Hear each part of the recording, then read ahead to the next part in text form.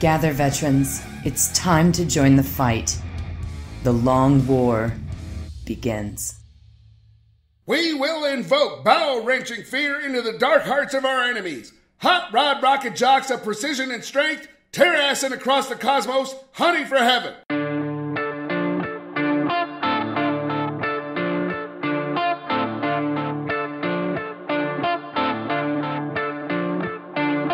This is The Long War. I'm Robbie B, and joining me once again are my partners in crime, Kenny Boucher, Mike Haspil, and Wyatt Turk from Jacket Close Painting. What's up, guys? Yo, dog, great to be here. Hey, everybody. Yo, what's up? So I do have something to admit. I got a lot of messages. Apparently, there was a Warhammer community article written by a air quotes Rob about Titanicus. People thought it may have been me. Was it? No, it was not. There's two people in the world named Rob that play Titanicus. Great. Wow.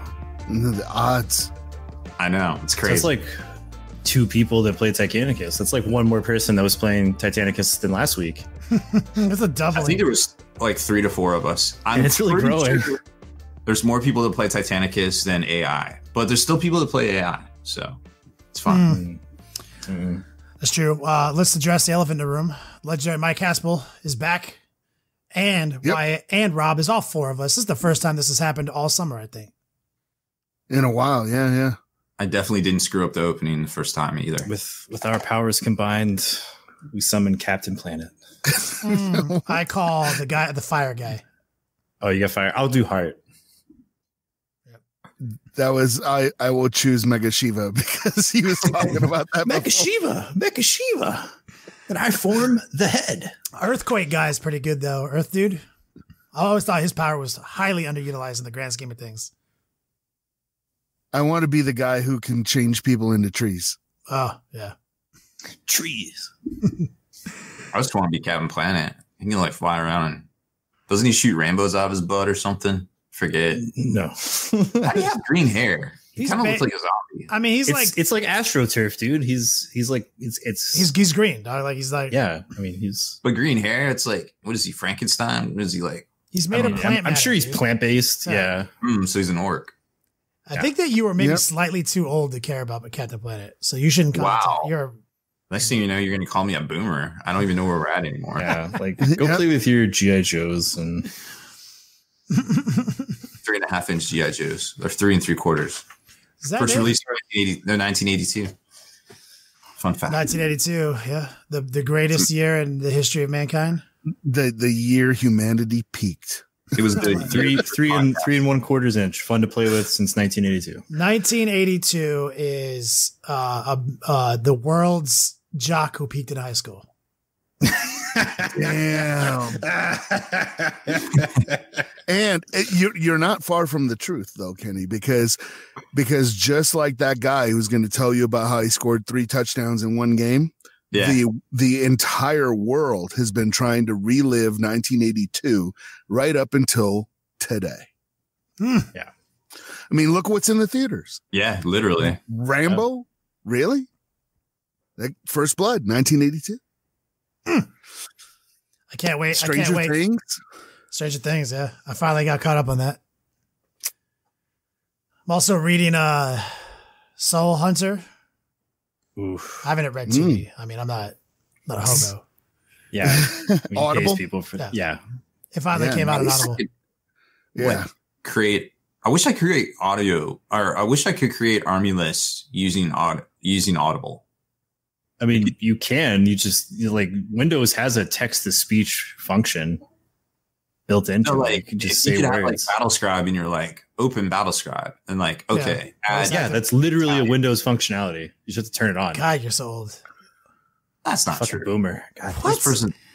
That is 100% true. It exists in You cannot use BattleScribe with voice commands on the computer. You can just write it to a You can text do it on your document. You don't phone. even need BattleScribe.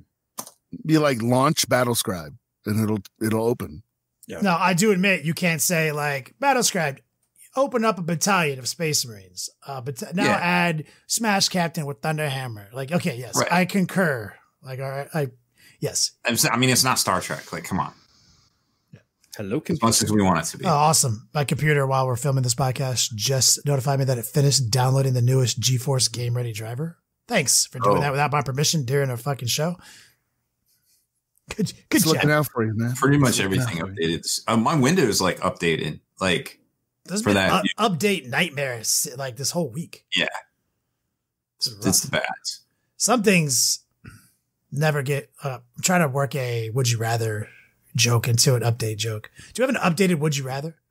I do. That won't crash my brain. That was a good segue. I'll give you points. There's a long journey, but I think I got us there. Yeah. All right. So this is as per usual rest of your life situation, right?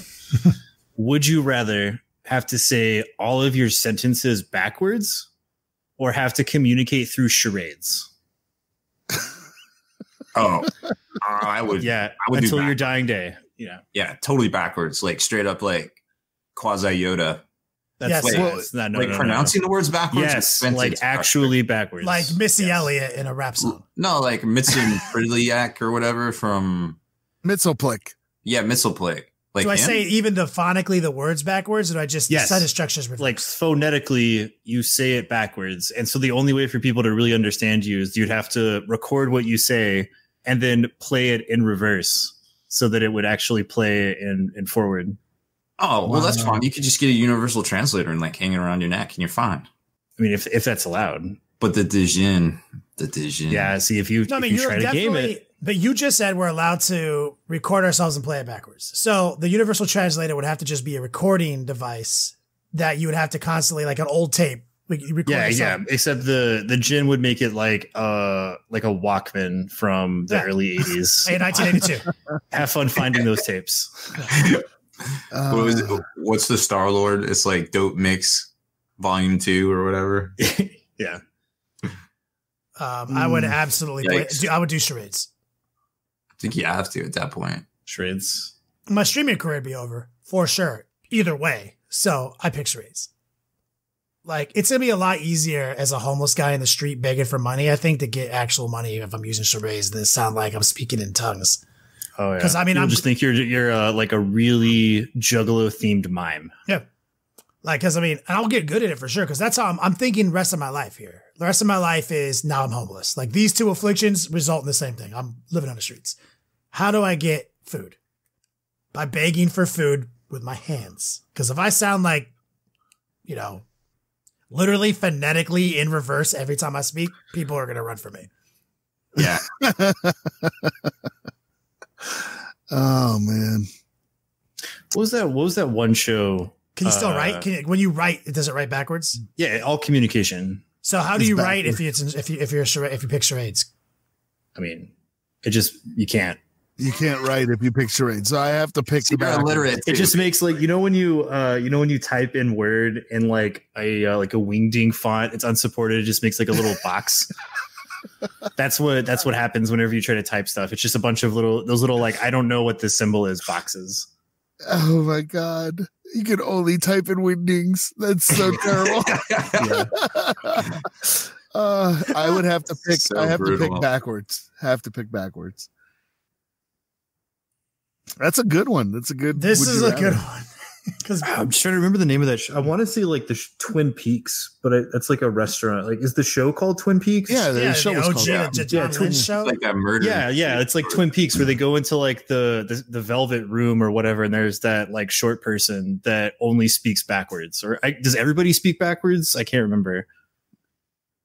No, I think it was only that guy. Yeah, that one guy. He would always speak in reverse, and he actually did it. Like he learned his lines backwards, and so if you actually play reverse on the DVD, you can understand it. Wow. Let's talk about this. You have a DVD, and I'm the old guy here. Oh my God, it's the same thing. Yeah. I mean, you literally have Transformers behind you, so yeah. Just bought that this year. It's brand new. Oh, you definitely that sound wave that's new in box you haven't had since you were a kid. Yeah, free Devastator for anybody who votes for Rob on election day. Yep. Which is kind of a nice segue to the Bandai collectible action Oh figure. yeah. Oh yes. So good. And I am definitely going to get one, but we were talking in the pregame that people may get some sticker shock because they're thinking of this thing as an action figure, even a large action figure like a Barbie. Curb your enthusiasm. But it is not. Think of it as a collectible. Yeah, that like is posable. What's that one like Big Bad Toy Store or like McFarlane collectibles? Like think of like a collectible that is like high price tag that somebody would buy at like ComicCon San Diego or something.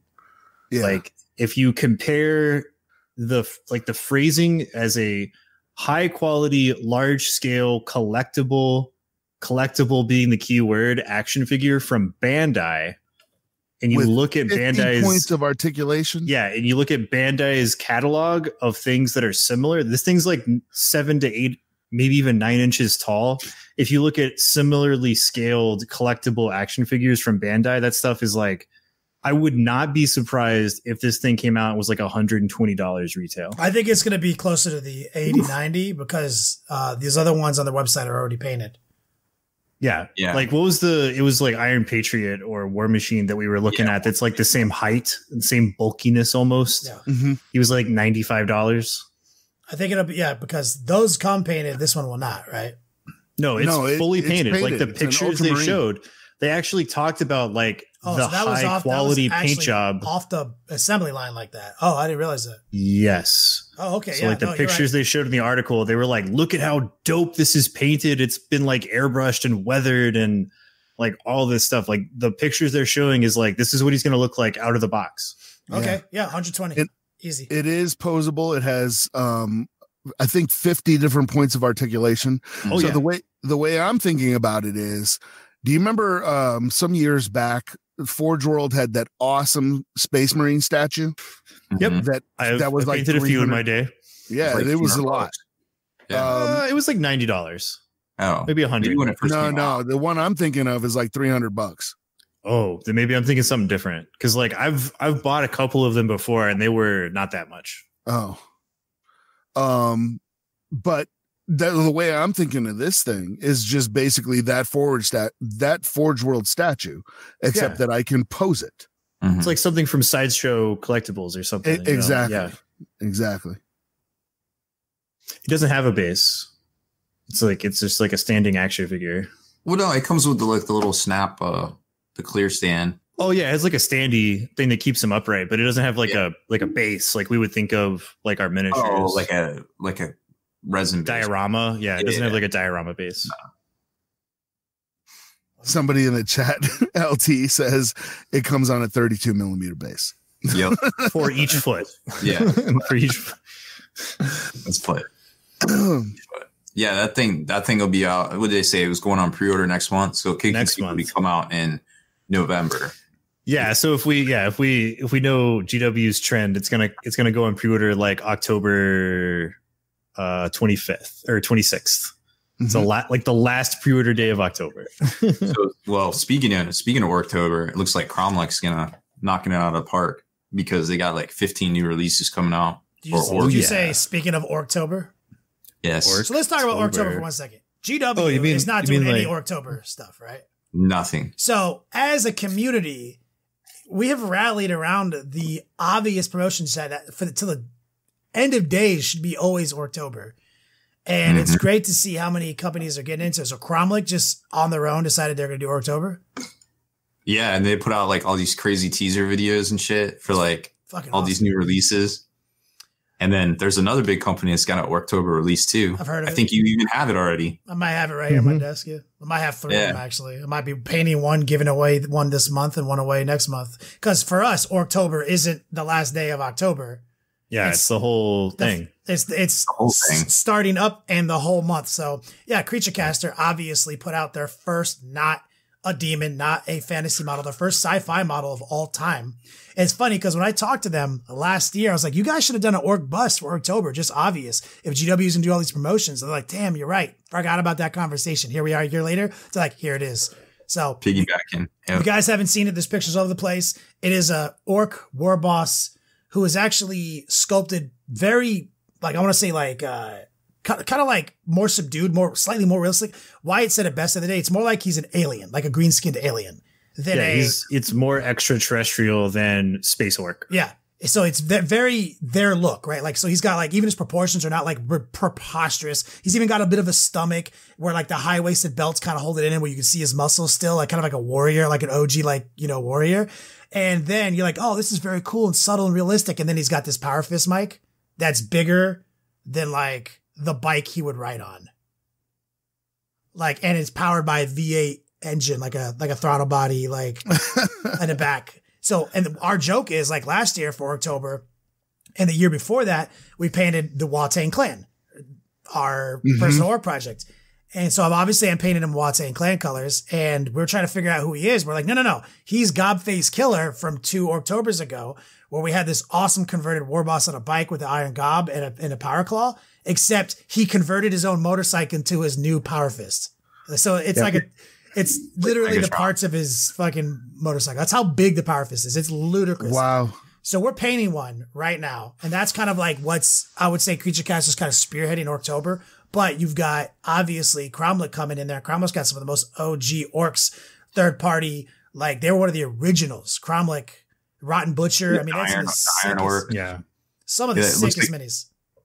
They got a lot going on. I'll be doing they're one of the some first Artel stuff for Orktober, like the big iron boss they have. I'll be painting one of him for Orktober, and the Jack Club special one of a kind super crazy awesome orc conversion is going to make a return for this Orktober as well. Last year we ended Orktober by painting Wyatt's converted orc he made for us for Next Level Painting on Twitch, and it was an amazing converted orc scrapjet style hover bike, and it had 3D sculpting in it, had kit bashing for multiple lines. That was one of the coolest orcs we've ever done. Mantic is going to get involved in Orktober, and Spellcrow. So everybody but GW looks like is dropping Orktober bombs all Orktober long. 2019, bigger than ever before. Even got new orc designs in my swag shop. You guys saw that one the other day, right? Wyatt came up with a great idea for me the other day, Rob. What's that? I'm going to do the whole Watain clan. I'm going to do the Pain Boy, Inspector Mech, and Gobface Killer. The shirt designs I already have. So we already have the War Boss, nice. Gobface Killer. We're going to do all 3 of them. And then the limited only Orktober shirt you can get is the one I'm going to do where all 3 of them are on the same shirt. Nice. So like, orcs, we fucking love them. Who doesn't? I think it's just like, it screams 40K. Get out. What are you doing, Rob? There's about to be a brawl. A catastrophe? Yeah. I'm trying to keep a brawl from breaking out in my feet. I love the chat. Pain Boys gross me out. Worst doctor in the universe. Yeah. They kind of are fucked up when you think about it. Well, there's a lot of releases. It's not just Orktober. Actually, GW kind of is coming out with something a little bit in Orktober because they're putting the new Oruks up for Age of Sigmar. So we'll at least have that. Do you think they're going to promote it? Do you think they're going to promote it like that? Nah, there's no new model. No. It's just a book and War Scroll cards and stuff. But next week is a Sigmar week, so we're getting the new Cities of Sigmar book, which looks really exciting.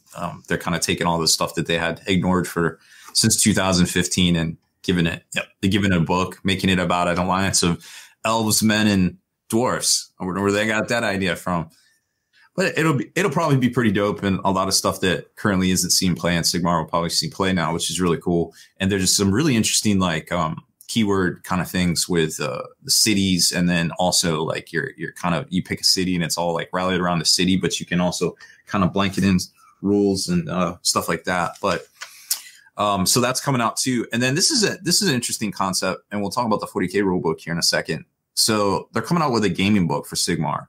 It's $35, which is basically like all the match play stuff.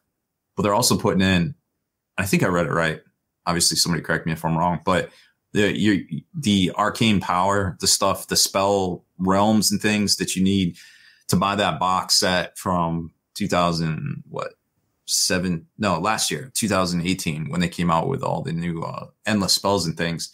That book, your realm rules, battle plans, all those things that you need to basically play match play, that instead of scattered about in all these different books, they're kind of putting it into one book. But I'm kind of thinking it's a little missed opportunity here, because that's kind of what the General's Handbook should be, in my opinion. So maybe this is kind of like a hybrid. You know how I'm always like, and I say it all the time, and Kenny's like, I'm stupid, but stop talking about it, but I won't.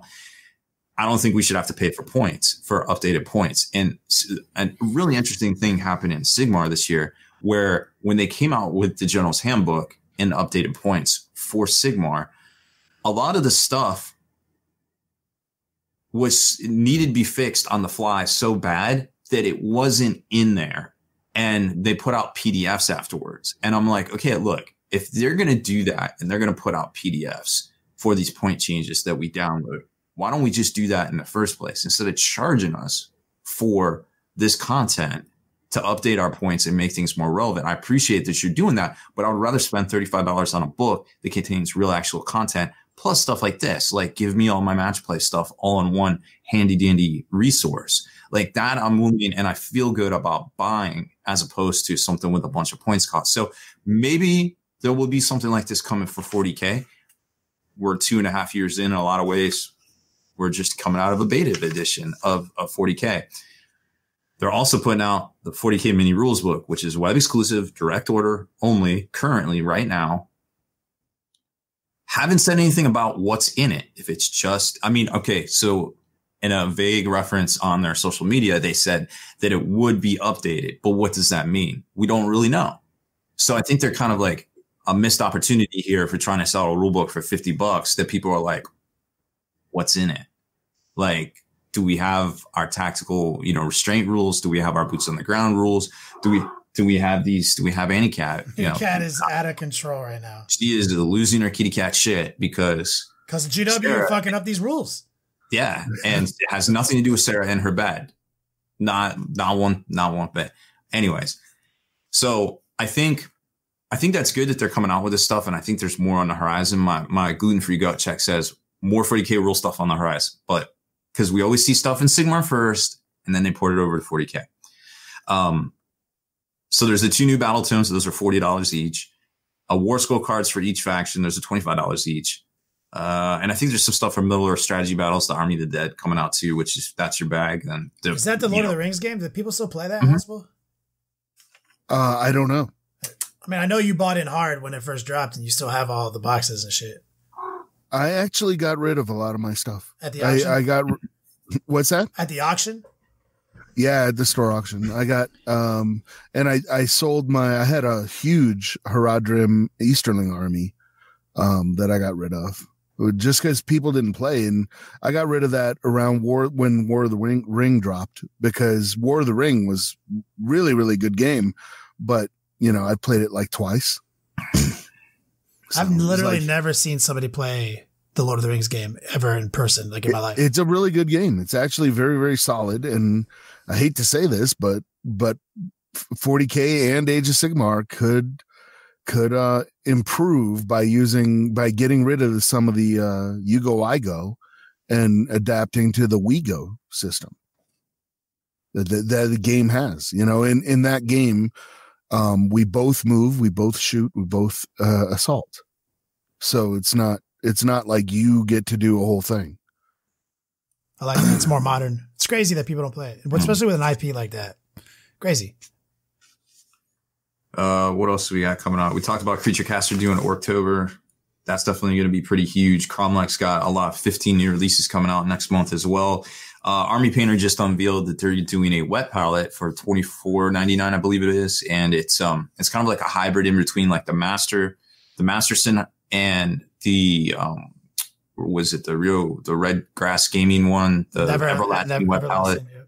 Yeah, so it's kind of like a hybrid between the two for $25. And I've actually got an interesting cryptic package in today sitting upstairs from Army Painter. I wonder what it is. It's not that. No? It's like a super flat package, though. Yeah, in like a brown envelope. You got one, too? Yes. So it's not what we're talking about? It's not what we're talking about. Damn, what is it? It's a new paint set. Well, we can talk about that. So it's the Underdark paint set from Dungeons and Dragons. It's got a Drizzit in it, exclusive figure. Drizzle? I got that today, actually. Oh, so we all got it. Yeah, we got the Drizzle. We got Drizzle. For Drizzle. They even gave me a little handwritten note. It was very nice. Oh, I can't wait to go in there and read mine. Did you draw a little Kit Kat face on it? It was smiley. Oh, there you go. Did you get a cat on yours? No.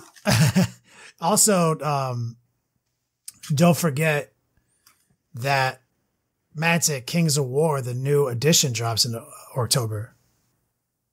Oh, series 3? Yeah. Like version 3.0. Version 3.0 Kings of War. And I do believe this weekend I'm going to be doing an exclusive interview with their North American rules rep. And then I'll slot that into next week's episode of the podcast. That'd be kind of cool. People really like that the old fantasy style of play. Right. What else is coming out too? So we got the wet palette, which looks really interesting. We will be getting those and to give our thoughts on it as well. But I think it actually released. It's on pre-order right now off their website, but it comes out in December. So look for that. Also, Elders Hobbies has new bases coming out too. They're called Council Chambers, and they look deceptively simple. They're just like, squares with lines and stuff. Like tiles, like tiled bases. Yeah, they're tiled bases, but you can really, it gives you a chance to really like add some depth and have some like really dopeness to it that, cause you can do marble effects. You can do, they're big and sweeping enough that if you took some of these new marble effects that people have like unlocked with dryer sheets and like cheesecloth and stuff. Yeah. You can literally lay these bases out with how clean they are, and you can just do like a whole army of marble super fast. Like I've got a whole drawer of them right now. So those look great as well. And they'll work with pretty much any scale, from Titanicus on up. So, that's pretty, it's pretty dope too, if you're looking for something as far as that goes. And that's a lot. It's definitely a lot of stuff, but I think that was pretty much everything that's coming out. That's on my radar, at least. Plus, of course, the Bandai action figure, which will go on pre-order at the end of next month, supposedly. Haspil. I feel like it's been weeks since we talked to you. What's going on? It has been. I went to FanX. I went to New Orleans. Been doing a ton of stuff. And, of course, people know that I've been working on another story called Reflex Forager that involves Marcus and Alex from Graveyard Shift. And it was supposed to come out in September. And I have good news and bad news. And the bad news first is that now it is going to come out in October, probably just in time for Halloween. And it's because of some good news. So it will be available not just in audio as it was originally intended, but there will be an ebook version out as well. And one of the reasons that it is postponed was that there's interest in Tor might actually be interested in publishing it. So I have to, of course, wait to see what's going on. Deals always fall through. So if Tor decides that they want to go through with it, then it's not going to come out in October because that takes a lot longer. If they pass up the deal, then it'll come out in October. So that's where we're at. Seems like good news, though. I mean, that's the best news possible delay I've ever heard. Yeah, overall, it's not a huge delay. It's, only a month and for good reasons. So it's all good. It's all positive. That makes me happy. So so I know we're not going to get a dramatic reading now because now negotiations are taking place and it's not in good form to be laying out dramatic readings of the book.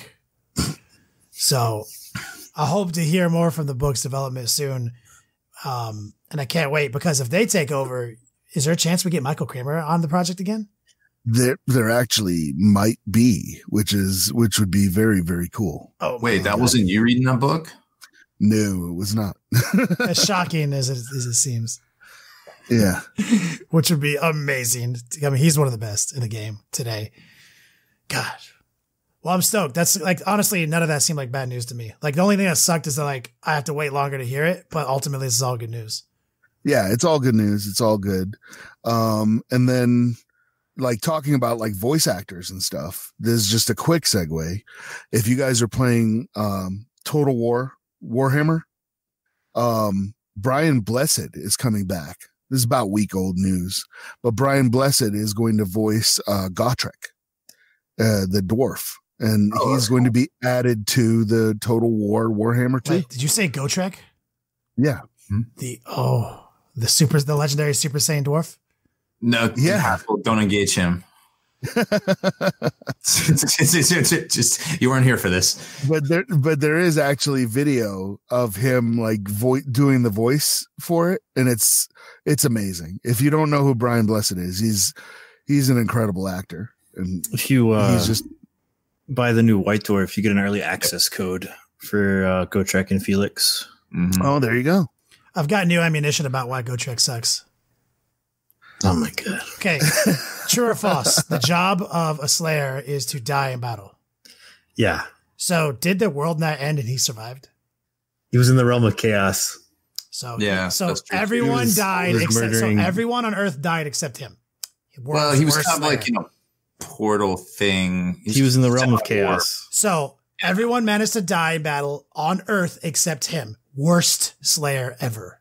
Yeah. I mean, like, that's kind of one of the jokes is that he's either the best Slayer who's ever lived or the worst. I don't know anything about this stuff. This is all new information to me. I just read that and I was like, yes, he's the worst. Got it. I'm just clinging to that. So he's bad at dying, but he is also probably like the strongest dwarf who's ever lived. He is a crazy badass. Oh, sick. Got a Buffy reference in chat. Makes me happy. Good job, Russ. I just trolling these guys over Gotrek for like the last 3 weeks, Haspil. Everyone seems to like him a lot more. I didn't know who he was until like 3 weeks ago. So, okay. Before we jump into Underworlds and talk about that, I wanted to go back a step because when we were doing promotions for companies, I forgot to talk about Gamers Grass and their new alien tufts that they just sent. Oh, those things are legit. Yeah, I know. I used them the other day on my Imperial Fist model, but like they have an incredible new line of like high res ass vibrant, super poppy. Yo, real cool shit, man. So if you haven't checked out Gamers Grass before, check them out. They got a whole new wave of things, and they got their battle ready bases still. So those are still popping. Love them. They just came out with a new. It's like statues, like Roman, Greco-Roman architecture. I got a box of it, or a one single container of it to play with, and I am stoked to use that on my next. Like, it's so funny because so many cool bases. I got Elric's new bases that I can't wait to do some like marble tutorials on. And then I'm like down to like build the base up with some pumice using the Gamers Grass artifact. So I got like 2 separate basing projects I want to do and incorporate the new alien tufts on both of them. It's like just base orgasm right now for me in the Beats Lab. Basegasm. Basegasm. Thank you. I was looking for that. There is a guy out here that was doing a really cool Gloomspite Gits army, and he made them all like kind of tied in all the purples and like the super bright colors on his Gits, like the tongs and some. Oh, who was that? Was that Roger Lonigan or? It was I'm not gonna say his name on the podcast, but anyways. Somebody posted that on my whip the other day, I think. Oh yeah, it was probably Quick Fuse. That's his. Oh, like, Quick Fuse online name, but yeah, But yeah, they look great. And he was like, yeah, I use the Gamers Grass Tufts. And I saw him in person. I was like, yeah, these are legit. So it was dope. Hey, solid. You could do Gloomspite Gits for October too, if you wanted to paint up a little Hopper Rider guy. So many options. So Underworlds Beastgrave Season 3? So Season 3 is here. It's not the crime solving vault anymore. Am I not? So I can't even like really call it Shade Speezy anymore. It's not even like a thing, right? No, it's not even relevant. No. Yeah. No. This season is Beastman. Yeah, Beastman. Beastman. So they're like, there's like the silent ones, and they're like watching stuff, and there's all these different war bands and stuff. It's kind of interesting. It's a new take. It's new, fresh. It's not like grim dungeony, I guess you could call it, from the last 2. There are a couple of noticeable changes, and I'm kind of flipping through the rulebook here just to go over it. Everybody gets to place a lethal hex token now. When you set up objectives, each player also gets to put out a lethal hex. So it adds a little bit more dynamic aspect to it, I think. Because remember, if you get pushed into there, you take a damage. It's only if you slide in once. It doesn't like multiple, like when you walk out, you don't take another one or whatever. But you can just kind of block off areas and stuff. It's kind of interesting. It's a neat little mechanic that it's just like if you could kind of set a booby trap in 40K, it'd be kind of like that. Which is really interesting. And then I think the guard action now, you can't be pushed back if you're in guard action, which really gives a lot of people a reason to actually perform that action. Because before it was kind of like, well, I might already get a really good save, so I don't need to go on guard. But now you're like, oh, you don't get pushed back. And now that there's lethal hexes or more lethal hexes on the table, that might actually be a thing. What else was there? They put terms to things like they have this new term called scything. And scything is just an attack that can target each enemy adjacent to the attacker. So like there's a lot of whirlwind attack actions and things. Well, not a lot, but there's a decent amount. And now they have a term for that, which is really cool. That they're kind of putting terms on everything as we go forward. Yeah. And there were a couple war bands that could do that before. Well, not war bands, but characters within a war band that could do that before. But now I guess it's more common. They kind of did a sequencing thing where they talk about like reactions, because it's almost like a stack, like in Magic. Like you kind of put your actions on the stack and you have chances to react. And if you have priority and you don't react, that's it. No takesy backsies kind of sort of thing.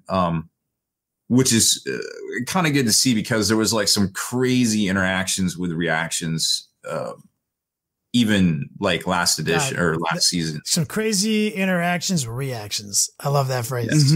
Yes. There was some chains. You could make some chains, and it got silly. They also named, remember the objectives that were like score immediately? It's like, and then you could draw another objective, which were great. They were like cantrip cards to kind of thin your deck out and get to those other things. And also sometimes it's like, if you score 4 objectives in one turn, you're like, how the heck do you do that? Oh, okay. Because you keep drawing. They call those surge objectives now. And there's somewhere, and I don't know exactly where, and somebody fact check me on this, but I think there might be a restriction coming to match play. Like you can only have X many surge objective cards in your deck. I haven't been able to track that down. I thought I read it somewhere, but yeah. They put out some stuff for match play, like essentially a lot of cards from Shadespire from season 1 are now no longer allowed in match play. So you can only use they did that rotation. Yeah, so you can only use like the last 2 seasons. But the warbands will still have rules. You'll still be able to play with those warbands. Right, and you can still use like your warband cards, but it was like other cards that weren't warband specific. From Shadespire, you're no longer allowed to use, only in match play. If you're playing casual, of course, you can do whatever you want. Yeah, but I mean, I think a lot of people kind of keep their eye on match play. Sounded more and more like OG HeroClix. I love it. Yeah. And then on the back of the actual rule book, they kind of do a combat sequence, a little flow chart, because it's kind of, I mean, it can get a little hectic sometimes when you got a lot of stuff going on. And that was kind of cool to see too. I definitely like that. So I don't know. I think all in all, like I was kind of like on the fence with Beastgrave, because I'm like, man, you know what? It's like 3 seasons in. What are you doing? What are you doing to kind of advance the narrative of the game? And besides just trying to sell us more shit, which I get it. You got to sell more shit to keep a game relevant and to even keep supporting the game, which I'm down with. Just do it the right way, in my opinion. And I like this. I like these subtle changes. I like that they're being respectful of like trying to kind of keep things flowing better, but also add a little bit more twist and dynamic to it with the lethal tile. So I'm so far just looking in and seeing what's going on. Hey, what are you kids doing here with this new Underworld? I'm kind of liking what I'm seeing. Yeah, it's neat. I need to pick it up, but Man, things have been so busy. I still have the crime fighting vault in shrink wrap. So, so it's gotten ugly here. Beastman. I did pick up. This is the Beastman edition, right? And then the last. Yeah. And Beast Grave, Vault. So Beastman Game Aids. It's a working title. I think we can flesh it out a little bit more. Yeah. And I did pick up the Barnes & Noble exclusive version of Warhammer Underworlds called Dreadfane. And it's basically like a board game version of Warhammer Underworlds.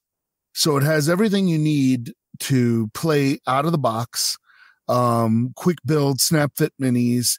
And what's interesting about it that I found interesting is that the boards are not really compatible with the regular Warhammer Underworlds. It's like it is like a board game board. Like, so it's one board that unfolds instead of having the two different boards that you can pick which one you want.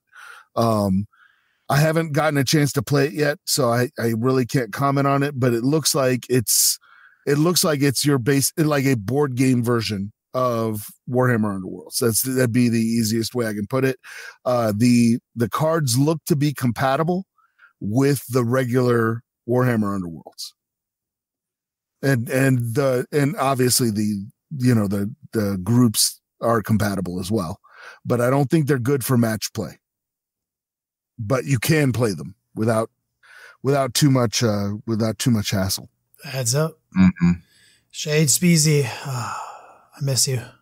Now I gotta call you Beast Grave, whatever. Come up with something cool. You guys want to jump into full breakdown Raven Guard? Yeah. I'm waiting. Yeah. Rob's gonna have to take lead on this. Sneaky boys. We're gonna blaze through it, guys. Whoever's listening to this, you're on your way to work. We're gonna go through this fast.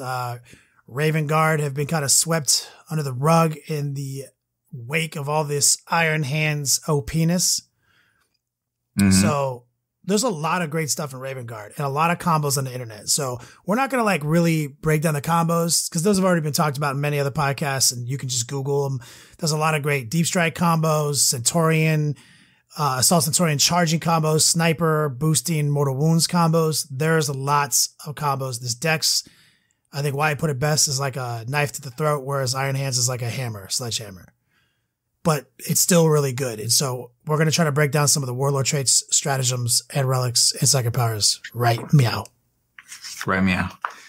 So we'll start off with the chapter tactics, just so everybody's on the same even keel. So out of the normal Space Marine Codex, when resolving an attack with a ranged weapon against a unit with this tactic by a model more than 12 away, that unit is treated as having the benefit of cover to its saving throw. And if it is not a vehicle or is entirely within a terrain feature, subtract 1 from the hit roll. So we got in a big debate about what's terrain, what's not, but what it equates to is you always have prepared positions and -1 to hit. Yes. GG. That's really good. Yeah. Pretty good. Their doctrine ability, their helpful doctrine ability, if it's on, while the tactical doctrine is active when resolving an attack made by a model with this ability against a character unit, you can add 1 to the hit and wound rolls. Yeah, and this is, we talked about. Right when it came out, we talked about it when GW spoiled it. That's it doesn't look really good on its surface until you realize how many things in the games are characters. So take this into consideration as we break down all the other relics and warlord traits. Knights are usually characters. Lord Discordants are characters. Mortarion's a character.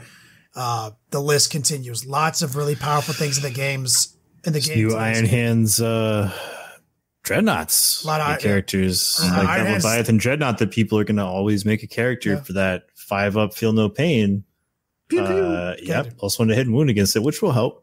Lots of things are characters. And the cool thing is that, remember, this is the tactical doctrine buff. Tactical, yeah. So you don't have to be in it until you want to be in it, right? So you still have like the benefits of the Devastator doctrine. If you see that they don't have a lot of things for you to exploit the character doctrine or the character buff, you could just live in Devastator doctrine. You can do whatever you want. So there's a lot of flex here, but that is their bonus, is when targeting characters, +1 to hit and wound. And +1 to wound is one of the strongest things in the game. So take that for what it's worth. Sniper weapons, real good. Always good. +1 on wound. So anyway, let's hear these things. All right, Warlord traits. Shadow Master. Enemy units cannot fire Overwatch at this Warlord. That is also Shrike's Warlord trait if you make him as Warlord. One of the best Warlord traits. Yes, super good. Somebody else has to take it as a relic. Yeah. Go figure. Master Ambush. At the start of the first battle round, before the first turn begins, if your Warlord is on the battlefield, you can select one other friendly Raven Guard infantry unit on the battlefield. Remove that unit and this Warlord from the battlefield and set them up anywhere on the battlefield, more than 9 from the enemy deployment zone and more than 9 from enemy models. You tic-tac if both players have this ability. This is the big wombo combo that people are very hype about, being able to take a secondary Warlord or your primary Warlord and redeploy him and some kind of amazing beatstick unit after you figured out who's going first. So you can play this extremely safely. And, the scuttlebutt online is like, hey, Chaplain and 6 assault centurions being able to use successor traits to show up on your doorstep with an 8-inch rerollable charge is pretty scary. Or less than that too, because if you're going first, you can just walk forward and get a 3-inch charge. There's a lot of mobility there. So it's funny because I still believe that Smash Captains are always really powerful. This furthers that statement. I think Raven Guard have the most reliable Smash Captains in the game because this could easily be the Warlord trait of one Smash Captain and the other Smash Captain has the no Overwatch. And it could literally be a Smash Captain dragging a Smash Captain 9 inches from the enemy and both charging your Titan on turn 1, shutting off the Overwatch and getting into the fight. It could literally it could just be that simple. It doesn't have to be this giant brick unit that you do it with. It could literally be just double Smash Captains holding hands and dropping the lariat from the top rope. I can see, yeah. Which is a bunker. That's where I always drop the top rope from. And then everybody gets mad about the model. Why is it on this base? Anyways, Swift and Deadly, friendly Raven Guard units within 6 inches of this Warlord can be chosen to charge even if they advance this turn. Also, solid ability, being able to advance and charge is a super clutch ability in 40k. 4, Master of Vigilance. When resolving an attack made with a melee weapon by this Warlord, unmodified hit rolls of 6 inflict 1 mortal on the target in addition to any other damage. Yep. Is all it does is immortal? Is that the only thing it does? An unmodified hit roll of 6. That's a Warlord trait? Yeah. That sucks. Unmodified. Yeah. Sucks. Yeah. Feigned Flight. This Warlord falls back. They can move across models and terrain it as if the models in terrain were not there. In addition, this Warlord can shoot and charge in a turn in which they fell back. Also strong. Situationally, definitely, but very cool. Yes. So I have a question. So the ability to purchase Warlord traits, is it limited to just buying an additional 1 Warlord trait? Yeah. You can't buy 2 additional? I do not believe so. Let me double check. Because now my Smash Captain You can. There's a buy an additional in each supplement, and there's a generic buy an additional in the Space Marines Codex. So you can do 2. Use the stratagem after nominating this non-named character to be your Warlord. You can generate 1 additional. This must be from the Raven Guard Warlord trait. See. So I can only get 1 additional Raven Guard Warlord trait. You can only you can only use the stratagem once per battle. So now I'm torn because the Smash Captain Lariat combo I was talking about, 1 takes on the Overwatch and 1 drags the other guy. Now I also want the guy who can fall back and charge still. So there's some play there. There's a little just saying. There's play. It is situational though, which is why I like the fact that I can pick my Warlord traits when I see my opponent. So back to Haspil's point where it is situational. Yeah. I think there's a situation I could see myself using it in right there. If I'm going up against somebody where I want to get buried in some big squads of dudes and then hop out and still charge. that might be the situation. Maybe. The last one is Echo of the Ravenspire. Once per battle, at the end of your movement phase, this warlord can vanish into the gloom if they are more than 6 inches from enemy models. When it does, remove it from the battlefield, and then you set this warlord up again at the end of your next movement phase, anywhere there's more than 9 from enemy models. If the battle ends and the warlord is not on the battlefield, it is destroyed. Is that Warlord Tide of Traitors? Or is it Warlord Deep Strike? But you have to... It's like Veil of Darkness. Kinda. It's at the Except end of your you have to be phase, 6 inches. And then the next turn... So he's off the table for a whole turn. Yeah. Oh, for a whole So turn. he's going back into Deep Strike. Yeah, basically. That's definitely spicy. But I guess you couldn't do that if it's past turn 3, right? Because tactical restraint. Yes. So I think there's that ability that the Swooping Hawk Exarch has where they can like go back into Deep Strike. It's similar to that. And if it's not like immediately obvious, then like, yeah, it'll get clarified. I think it's pretty okay. Don't do this. All right, relics. So there are 1, 2, 3, 4, 5, 6 specific ones, and then the special issue ones that the successor chapters can borrow for, kind of, you got a cup of sugar? Let me get them. All right. So the first one is the Ebon Claws. Model equipped with 2 lightning claws only. This relic replaces 2 lightning claws and has the following profile. Strength of user, neg 3 AP, D3 damage. When it fights, makes 1 additional attack with this weapon. In addition, when resolving an attack with this weapon, you cannot re-roll the wound roll. What? So is this a D3 damage lightning claws? Why would you? That's the, It's terrible. Got it. Not a good but one. that's the whole point of the lightning claws. They always slot in a couple terrible ones. Like, Armor of Shadows. This one, I like this one. When resolving an attack with a weapon that has an armor penetration and neg 1 against a model from your army with this relic, that weapon is treated as having an armor pen characteristic of 0. In addition, when resolving an attack against a model from your army with this relic, unmodified hit roll of 1, 2, or 3 always fails. Oh, wow. So wait, so you can't hit this guy on anything better than a 4? Yes. And also that's the armor pen thing, but who cares about that? That's a relic? That's a relic. Holy fuck. I'm putting that on my no Overwatch fucking guy that I'm dragging into the fight. Yep. Oh, wow. Snizzity snap.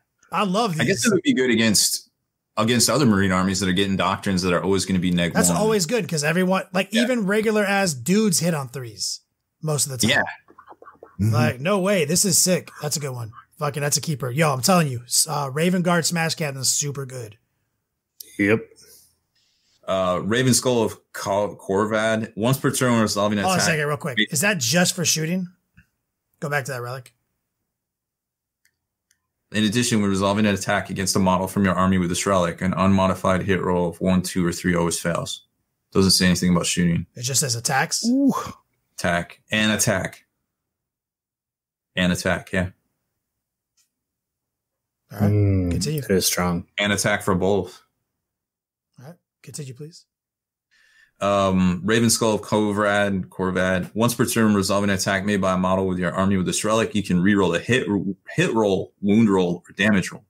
In addition, if a model from your army with this relic is destroyed as a result of an attack made by an enemy unit, then until the end of battle when resolving an attack made by a friendly Raven Guard unit against that enemy unit, add 1 to the hit roll.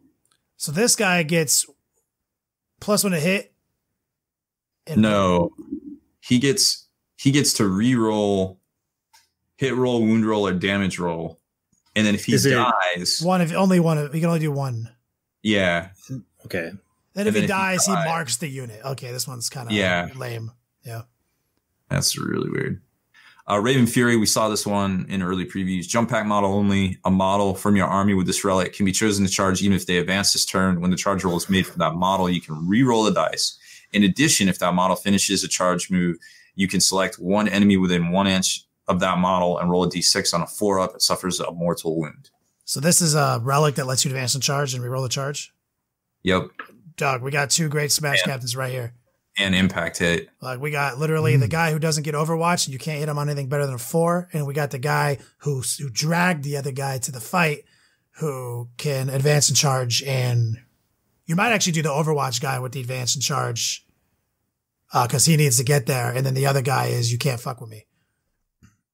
And you may, I mean, depending on what else you want to charge in, we didn't talk about strike, but his ability is very useful in the fact that his wing deliverance ability is you can reroll charge rolls made for Raven Guard, Jump Pack, and Raven Guard Hobos units if they're within 6 of this model when the roll is made.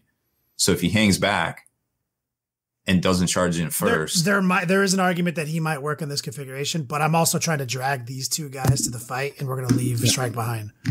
Yeah, absolutely. So like 2 double Raven Guard Smash captains with these 4 abilities is really reliable. 100%. Which is awesome because they are like the jump in your face, beat you down dudes, you know? Like they are.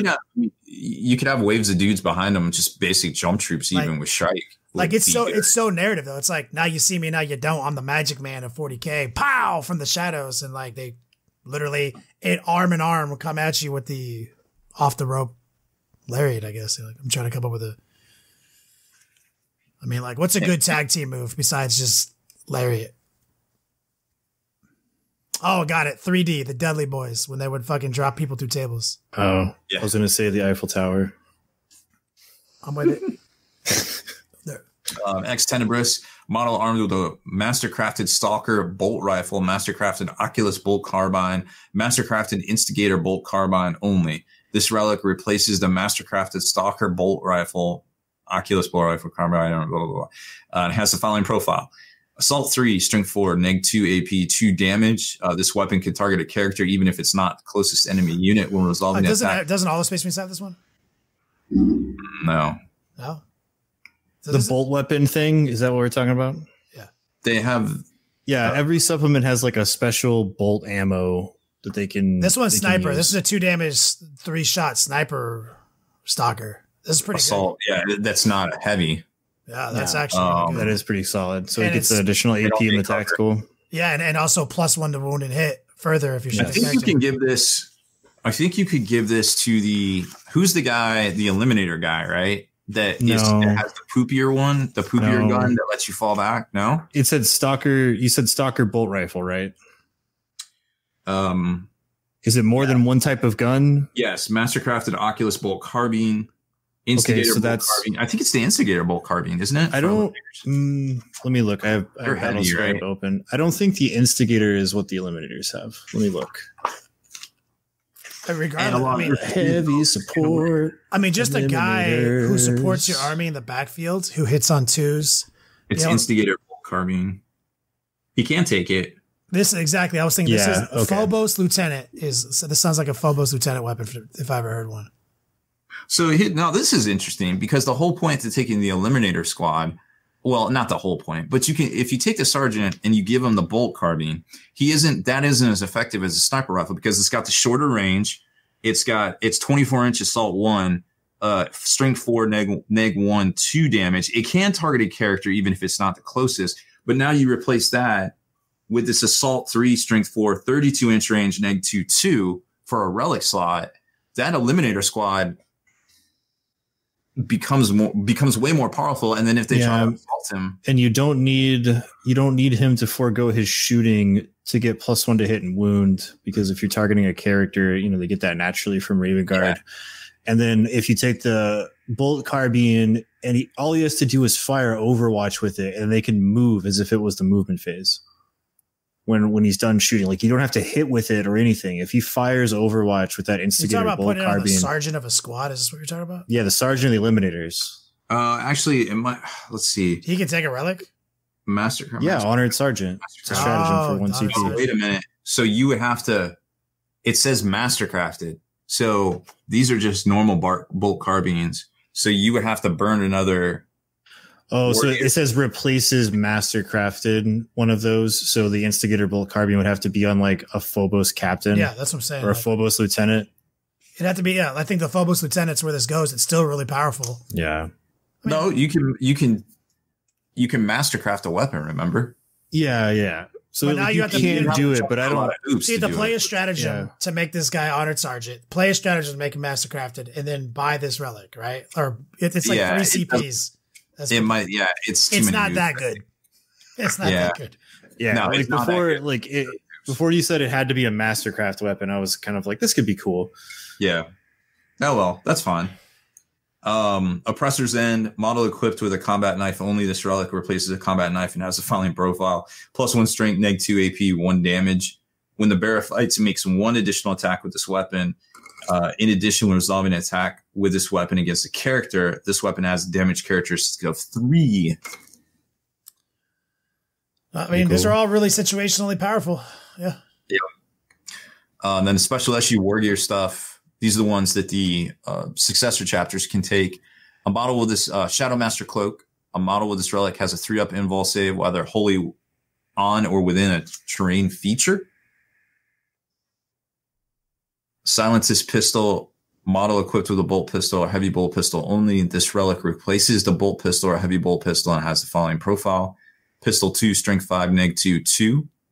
Can target a character even if it's not the closest unit, and when resolving an attack again with this weapon, you add 1 to the hit roll. So theoretically, I guess you could add 2 because they're. Yeah, I mean it's a relic overload. Like I love all these relics. You know what I'm saying? It's just like there's a lot of great relics here, but there's like how many CPs are we actually spending here? Exactly. Like you gotta have a plan for this. But what's cool about these, there's only 2 more in this section. These are the ones that the successor chapters get. So if that turns out to be the thing where everybody's like trying to get the extra advance and all that, then these are the only ones they're going to be locked into. Corvidari, I think that's Corvidae. The bolts. When you give this model this relic, select 1 bolt weapon that model is equipped with. When that model is chosen to shoot, you can choose for that weapon to fire a Corvidae bolt. If you do, when choosing targets for that model, when choosing ranged weapons, that weapon's range characteristic is increased by 6 inches. And it can target units that are not visible to the bearer, but only 1 attack can be made with this weapon. That's very, very useful. I mean, it's like 6 inches. It seems like the specialty ammo relic that you can give to people is very hit or miss. Yeah.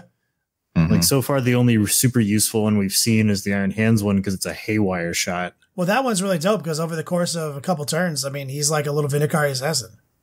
Yeah. Like that's not a bad one at all. For a guy who hits on 2s and +1 to wound characters, doesn't need line of sight, it has like a 2 damage. So what's so it's a 2 damage, like a 1 shot. 2 damage. What's the AP you select value? the bolt weapon you have. So like, okay. Mm-hmm. So it reads a bit differently. Got it. So you can literally, I mean, it's like a little Vindicari assassin. That dude literally contributes to every game you play at 40K. That's not bad. That's pretty good. And I think there's a relic or a stratagem that allows you to give this to one of these 4. So obviously this one, and it'll go to 3 damage. You can get it to 3 damage. Like it's good. And the last one's Shard of Isfin. Add 1 to attack characteristic of the model with this relic. In addition, when a morale check is taken for a chapter unit within 6 of a friendly model with this relic, do not roll the dice; it's automatically passed. Okay. That means nothing to Space Marines, practically. Basically. All right. Stratagems. This one's kind of the hot one. Infiltrators. Use a stratagem to start the first battle round before the first turn begins. Select 1 Raven Guard infantry unit from your army that's on the battlefield. That unit can move as if it were your movement phase. The unit must end that move more than 9 away from enemy models. If both players have this, they tic-tac. Each unit can only be selected for the stratagem once per battle. Wait, that's once per battle? Each unit. Oh, each unit. Okay, yeah, no, because this is an infinite. Okay, and that had the prefix of like before the first battle round, but after we've decided who's going to go first? Start of the first battle round before the first turn begins. Yep. Okay, so you can combo this with the Warlord trait that allows him to bring a homie with him. And so then they can have to be 9 inches away from enemy units or the deployment zone. And then if you're going to do that if you're going first, right? And then you play this for 1 CP for each dude, and then they can move as if it was their movement phase to move like literally right up next to stuff. They still have to add 9 inches away. Oh, so they can't actually go into the deployment zone? No. This one has the same exact caveat. So yes. Well, no, they can go into the deployment zone. They just can't be 9 inches away from any models. Oh, okay. So like there is a world you live in where you might do that, but at the end of the day, guys, this is the OG like forward operator ability reworded. So this is just a pre-game move. You can play it on any one of these units. You can run it on 3 dudes. Everyone can move before the game starts or at the very beginning of the game. It's really useful. It's powerful. Raven's Blade, use a stratagem to start your charge phase. Select one enemy unit on a battlefield until the end of that phase. When a charge roll is made for a Raven Guard unit from your army, you can re-roll the dice if that enemy unit was the only selected target of that charge. Useful. 1 CP? 1 CP, yep. I play that.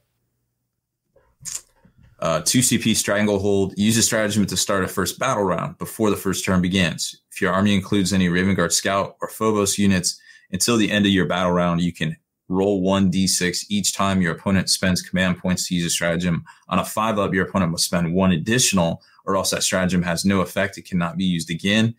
You can only use this stratagem once per battle. Hold on a second. They have a Vect? They have At the start of the first battle round before the first turn begins, and for the whole first turn, you basically Vect them for 1. Wait, how to say it? Okay, we got to say that one again. Holy shit. All right. Use a stratagem to start your first battle round before the first turn begins. If your army includes any Raven Guard Scout or Phobos units, until the end of that battle round, you can roll 1d6 each time your opponent spends command points to use a stratagem. If you roll a 5-up, your opponent must spend 1 additional command point, or else that stratagem has no effect. It cannot be used again. And the command points are lost. Wait, okay, so on a 5 or a 6... You Calidus assassin them. Yes. Yeah. And so say the part again where it has no effect. How does that happen? Like if they don't have enough to do it, like say it again. On a 5+, your opponent must spend 1 additional command point, or else that stratagem has no effect and cannot be used again this phase. Okay, so they can opt to not spend the extra 1, or if they don't have enough to spend an extra 1, it negates it. Right, and the command points spent are lost. That's really good. Oh, okay. How many CPs is that? That is harsh. CPs. How much? 2. 2? Yep, 2. Worth it. All day, every day. Yep. Yeah, because you pretty much already have prepared positions. So that's your 2 CP prepared positions budget right there. Yeah, I mean, it can be insanely powerful because then they got to think: do I play this? Do I not play this? You play everything. You never don't play everything. I think you just keep going with it. Keep going with it, and if I bleed 3 CPs off of you, because like a lot of armies play a lot of fucking, and it's to say you roll in the first round. Yeah. And you roll 1d6 every time they play a stratagem or every time they use a CP. What does it say?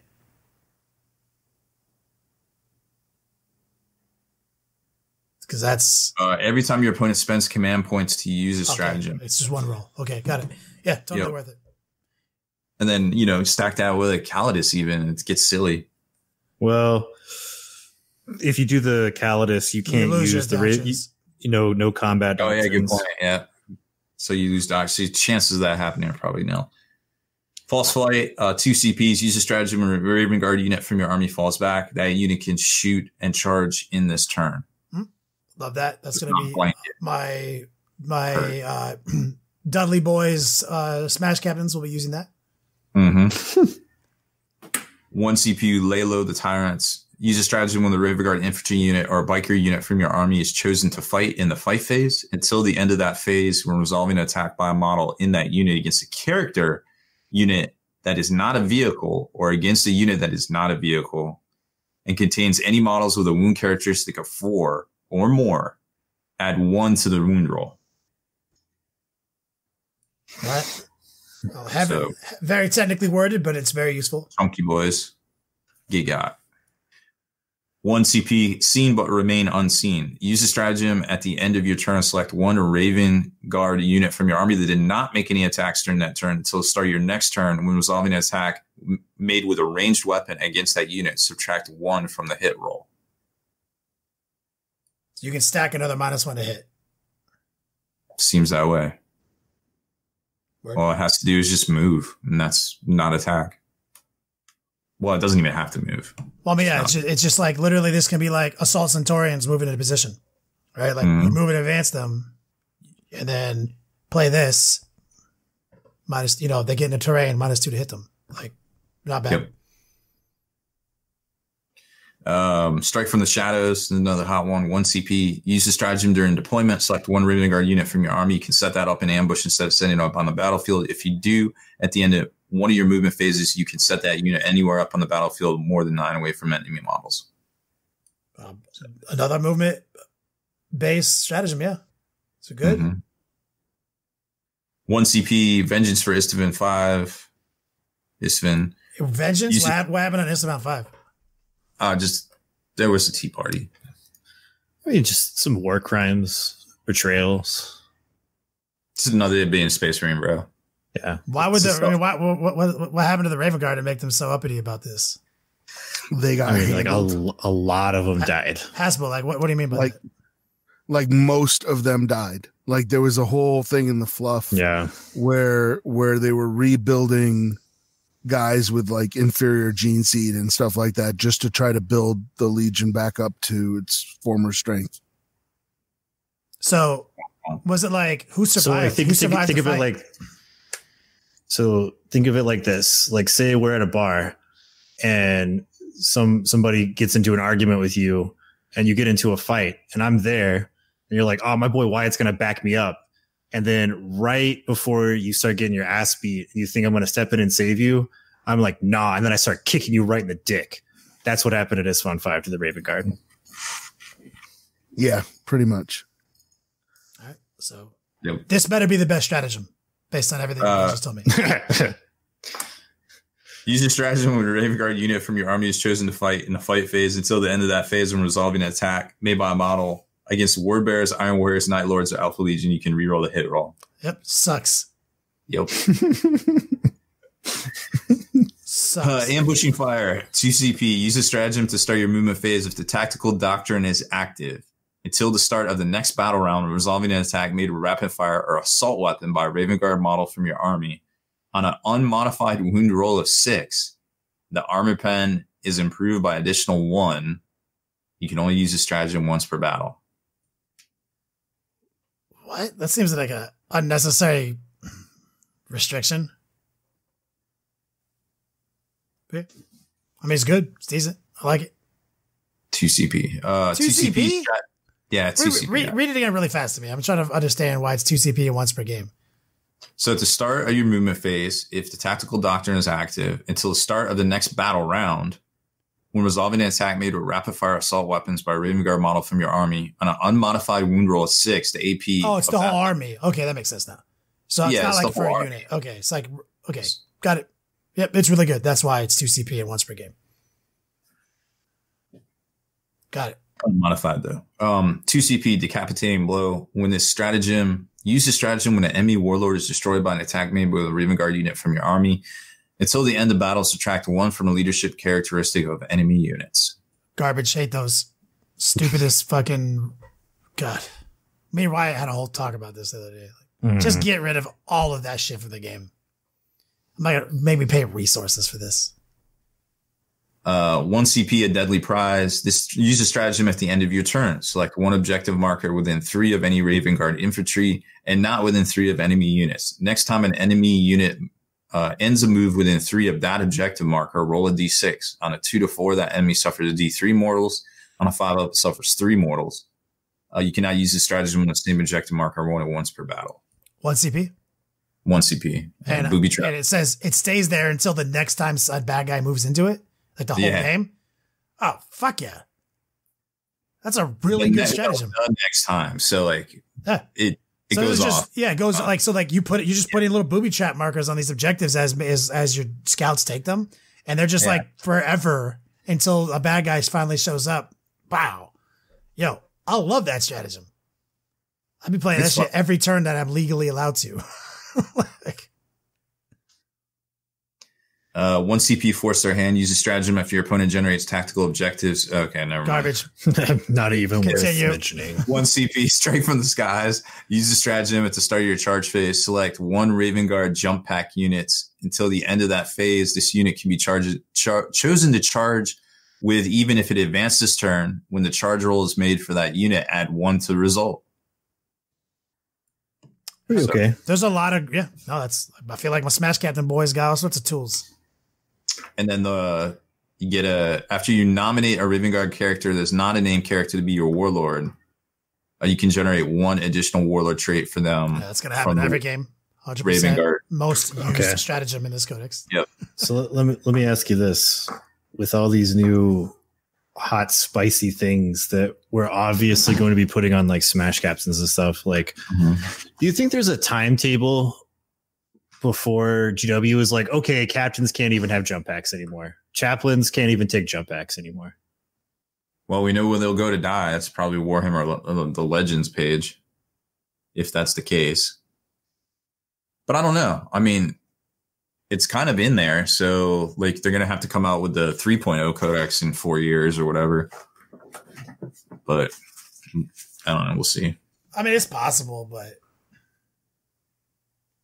I don't know. I mean, we've seen some knee-jerk reaction FAQs before. It's like, oh, you can just like jump on top of a building and then have a 2-inch charge because you go vertically? Like, no, it's stop this immediately. It's actually possible because, as LT Yeah, Chat that's what I'm said, saying. everyone becomes a Primaris Marine eventually. That's where jump packs go to die. Yeah. Yeah. Yikes. Oh, until they come out with characters who look like the Inceptors. Oh. Yeah, maybe. Fuck, I'm with that. Back in it. I hope they do that. I hope they fucking take captains and the stupid jump packs out of the game so we can get those. Favor of the Ravenspire. Use a stratagem before the battle. Select 1 Raven Guard model from your army that has the word Sergeant in their profile. This model may have one of the following special issue war gear relics, even though they are not a character: the Mastercrafted weapon, digital weapons, the 4 I read. Oh wait, Silence's pistol, Cavalry bolts, and the relics. All of the relics your army includes must be different. So it's it's only 2 of the things from special issue war gear section. And okay.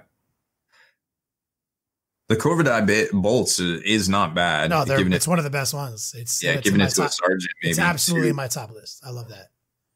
I mean, because in theory, you could give it to that Eliminator sergeant too. It's good on almost any capacity. Yeah, it's real good. And then 1 CP, Token of Brotherhood. This is where you can nominate a model drawn from a successor chapter to be your warlord, and then he gets one of the relic of the Ravenspire. And then you replace the Raven Guard keyword in all instances of that relic with the chapter keyword, relic of the Ravenspire. So he can get a relic from the Ravenspire. Yes. Which is the good stuff. Like I see why there's going to be a lot every of supplement has that. Yeah. Yep. Those 2 or those 3, every supplement does. All right. Last thing is the new Psychic Discipline. First one is Umbral Form. As warp charge value of 5. If manifested at the start of your next psychic phase, a psyker has a 4-up invulnerable. So psyker doesn't cast it on anybody else. Sucks. Pretty cool. Sucks. I hate those. Like psyker who only makes psyker better. That's not what they're for. I hate that. Well, so I think, is this the one that has the extra? Hold on. We'll just keep reading through it. You might change your mind.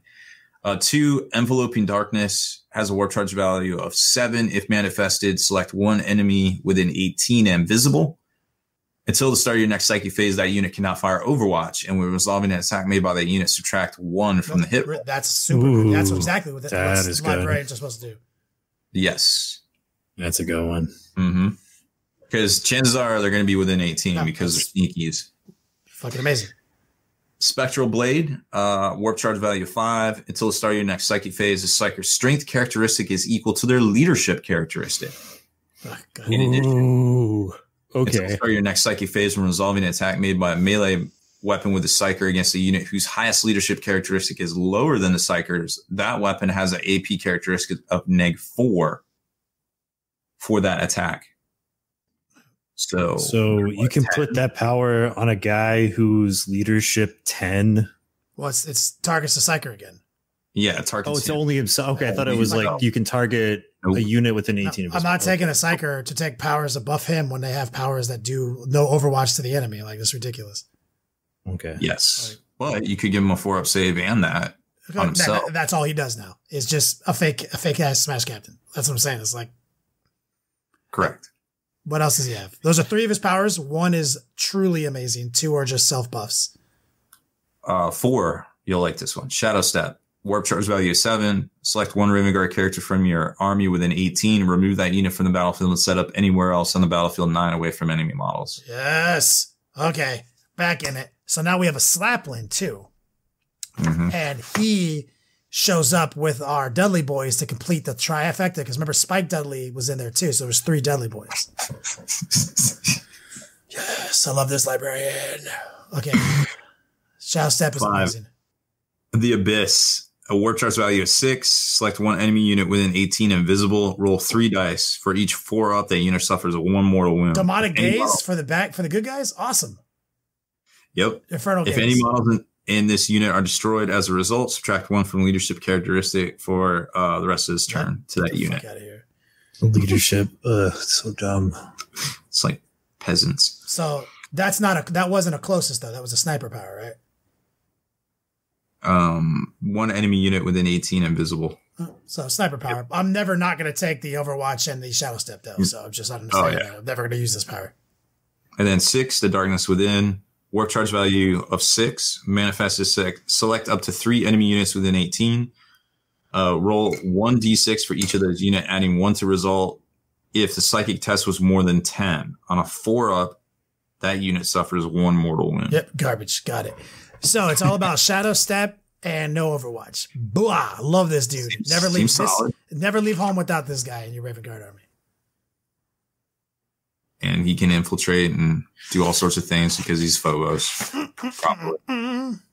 Love him. Yep. So that is, I mean, we could talk about Strike if you wanted to, but I feel like we're over on time. Yeah, we got to get out of here. We went over, we broke down the Raven Guard. Lots of new things to talk about today. Raven Guard looks really good. I'm not going to lie. It's obviously not Iron Hands. Everything is the best at all times, but it's got a lot like Wyatt said. It's a different list archetype.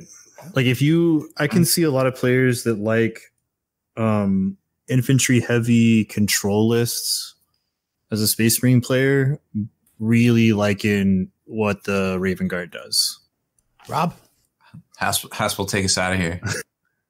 You don't seem to want to accept the fact you're dealing with an expert in guerrilla warfare, with a man who's the best with guns, with knives, with his bare hands, a man who's been trained to ignore pain, ignore weather, to live off the land, to eat things that would make a billy goat puke. In Vietnam, his job was to dispose of enemy personnel, to kill, period. Win by attrition. Well, Rambo was the best.